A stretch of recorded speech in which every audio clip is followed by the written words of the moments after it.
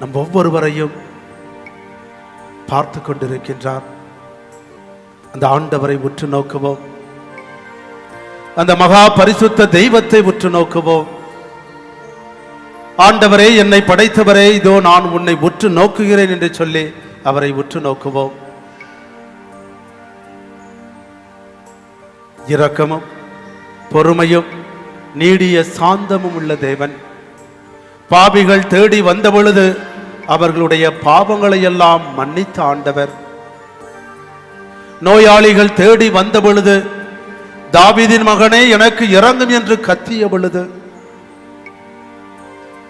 அவர்களை திரும்பி பார்த்து அவர்களுடைய கூக்குரலுக்கு செவி கொடுத்து அவர்கள் நோய் அனைத்தையுமே குணமாக்கிய தேவன். பசியோடு தாகத்தோடு வந்த மக்களுக்கெல்லாம் இரக்கம் காட்டி அவர்களுடைய பசி தாகத்தை போக்கிய அன்பின் ஆண்டவர்.